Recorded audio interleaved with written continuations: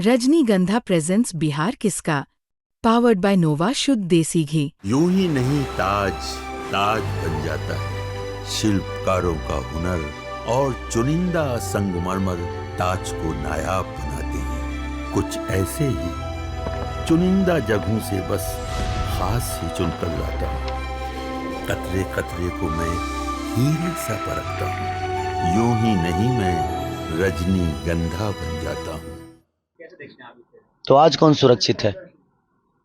आज भी तो हत्याएं हो रही हैं। अरे देखिए, सबसे बड़ी चीज कि किसी भी एनडीए के नेता से आप पूछिए ना कि आप जंगल राज छोड़ के ना अपना काम बताएं, वो कि उन्होंने बिहार को किया क्या है और बिहार को दिया क्या है। इस पे ज्यादा चर्चा होगी तो मुझे लगता है। और आदित्य योगीनाथ जी हम सबके गार्जियन हैं, वो यूपी में बेहतर किए हैं कि नहीं किए हैं यूपी के लोग जानते होंगे, लेकिन उनको एक बार बिहार की हकीकत जानना जरूरी है। वो भी किसी नेता के मुंह से ही जंगल राज सुन लिए हैं, क्योंकि वो तो कभी यहाँ रहे नहीं और ना ही अभी रहते हैं वो। तो मुझे लगता है कि उनको छपरा में आकर ने एक बार घूमना चाहिए, यहाँ की गलियों को देखना चाहिए, यहाँ के व्यापारियों की दर्द देखनी चाहिए। तब शायद उनको पता चलेगा कि लोग क्यों सरकार बदलना चाहते हैं। तो आज कौन सुरक्षित है? आज भी तो हत्याएं हो रही हैं। अरे देखिए, सबसे बड़ी चीज कि किसी भी एनडीए के नेता से आप पूछिए ना कि आप जंगल राज छोड़ के ना अपना काम बताएं, वो कि उन्होंने बिहार को किया क्या है और बिहार को दिया क्या है। इस पे ज्यादा चर्चा होगी तो मुझे लगता है। और आदित्य योगीनाथ जी हम सबके गार्जियन हैं, वो यूपी में बेहतर किए हैं कि नहीं किए हैं यूपी के लोग जानते होंगे, लेकिन उनको एक बार बिहार की हकीकत जानना जरूरी है। वो भी किसी नेता के मुंह से ही जंगल राज सुन लिए हैं, क्योंकि वो तो कभी यहाँ रहे नहीं और ना ही अभी रहते हैं वो।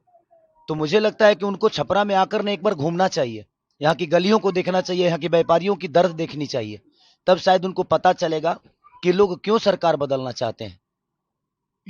अरे भाई, मेरे कहने का मतलब कि आप राम मंदिर को लेकर ही वोट मांगते हो तो मैं मस्जिद पर टिप्पणी क्यों करूं? मेरे कहने का मतलब कि राम मंदिर बनाना जरूरी है, बट क्या अस्पताल बनाना जरूरी नहीं है? हाँ? रोजी रोजगार जरूरी नहीं है? शिक्षा जरूरी नहीं है?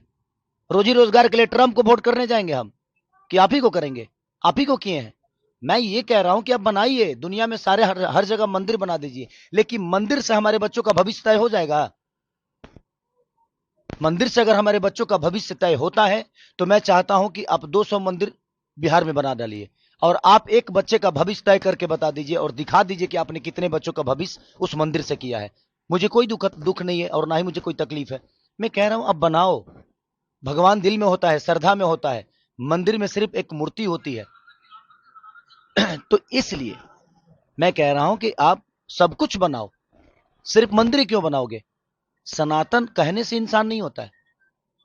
हमारे दिनेश भैया कह रहे हैं कि मैं यदुमुल्ला हो गया, मैं यादव कुल का आदमी हूं ही नहीं। भाई, आप 10 साल बाद आपको सनातन याद आया? 10 साल पहले जब आप सिनेमा लाइन में थे और आज भी है, तो आप मुसलमान के कैरेक्टर में फिल्म क्यों करते थे? आपको नहीं करना चाहिए था। उस समय मुसलमान बुरे नहीं थे।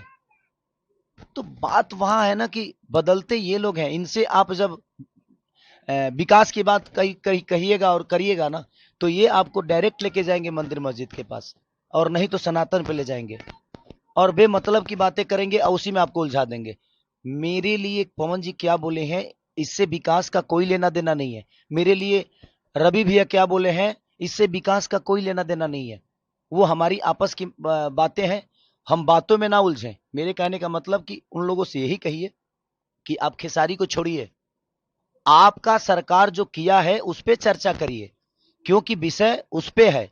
खेसारी से ना कुछ बिगड़ने वाला है और ना ही कुछ बनने वाला है। हमारा आपका बात विचार है, हम आपको चुभ रहे हैं तो हम बाद में फरिया लेंगे, लेकिन हमारे बात विचार में आप मुद्दे से क्यों भटक रहे हैं? आप एक खेसारी को लेकर आप लोग सारे के सारे ट्रोल कर रहे हैं। माने ये छपरा लग रहा है जो इंटरनेशनल चुनाव बन गया है। पूरे बिहार में चुनाव हो रहा है लेकिन पूरे हिंदुस्तान में सिर्फ छपरा दिख रहा है। भाई क्यों? क्योंकि इनकी टिप्पणी बहुत हार्ड हो रही है खेसारी पे। बट मैं डरता किसी से नहीं हूं, क्योंकि मुझे बनाने में जनता का सबसे बड़ा योगदान है। मैं खुद को बनाया जनता के बदौलत, मैं अपने बदौलत कुछ नहीं हूं। मैं आज भी जीरो हूं और राजनीति का ये पता नहीं है, बट जिनको पता है उनसे सलाह लेकर छपरा को बेहतर तो बना सकता हूं। वो कह रहे हैं हमारे दिनेश भैया की, यार हम सांसद बन के कुछ नहीं कर पाए तो तुम विधायक बन के क्या कर पाओगे? भाई वो प्रधानमंत्री भी बन जाएंगे तो कुछ नहीं कर पाएंगे। करने वालों के लिए काम होता है, नहीं करने वालों के पास कोई काम नहीं है। और मैं आज गरीब का बच्चा होकर लिट्टी चोखा बेचकर लोगों के घर में झाड़ू पोछा करके भी मैं अपने आप को स्टार बनाया ना, तो मेरे अंदर हुनर है, मेरे अंदर क्षमता है कुछ भी बेहतर करने की। तो मैं अपने हुनर से दुनिया बदलूंगा और जो भी व्यवस्था होगी उस व्यवस्था को बदलूंगा मैं अपने हुनर से, अपनी ताकत से। तो देखते हैं क्या होता है। अभी तो चुनावी में है, ये बातें होती रहेगी, बट इस बातों में जनता का कितना भला है। मैं उन पे कुछ बोलूंगा, वो मुझ पे कुछ बोलेंगे, इससे जनता को क्या लेना देना है। जनता को बेहतर सरकार चाहिए, बेहतर रोजगार चाहिए, बेहतर शिक्षा चाहिए, बेहतर अस्पताल चाहिए। जनता को इससे लेना देना है। तो आप लोग सवाल खेसारी पे उनसे मत पूछिए, उनसे सवाल पूछिए कि जिस सरकार के लिए आप वोट मांगने आए हो उस सरकार ने 20 साल में क्या किया है, ये हमें सिर्फ बता दीजिए।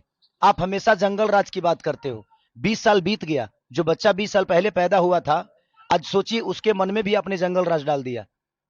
और इन नेताओं ने इतना जंगल राज बोल दिया कि बाहर के व्यापारी बिहार में आने से आज भी डरते हैं। छोड़िए ना, आप अब तो बुला देते, अभी तो जंगल राज नहीं है आप आपके हिसाब से, तो ये कौन सा मंगल राज है। तो ये जीते जी आपको नरक देंगे और मरने के बाद गोरखपुर में स्वर्ग की सीढ़ी लगा देंगे, हर हर महादेव करके जल जाओ। यही इनका फंडा है और उसी पे इनका चुनाव है। मत करिए, मैं कहता हूं कि मुद्दे की बात करिए आप। लोगों की भला कहां है, मेरा, रवि भैया का या मनोज भैया का, दिनेश भैया का या सम्राट चौधरी जी का या पवन जी का, बातों के विवाद से ना जनता का कोई लेना देना नहीं है। इसमें जनता का विकास नहीं छुपा है। ये बातें होगी, हम एक दूसरे पे कटाक्ष करेंगे लड़ने के लिए, जीतने के लिए, मरने के लिए, लेकिन इसमें जनता का इतना फायदा नहीं है। तो मैं हमेशा से कहता हूं कि आप लोग भी सवाल करो तो मुद्दे की बात करो।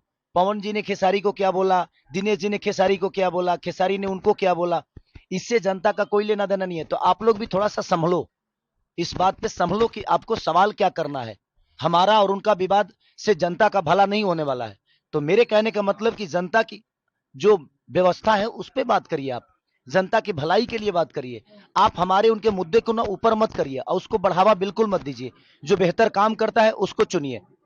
आज बिहार की सबसे ज्यादा राजनीति खराब क्यों हुई है, क्योंकि यहां लोग, यहां हर जात का एक नेता बना हुआ है, हर जात का एक नेता। तो जब आप जात का नेता ढूंढोगे तो आप विकास कैसे करोगे।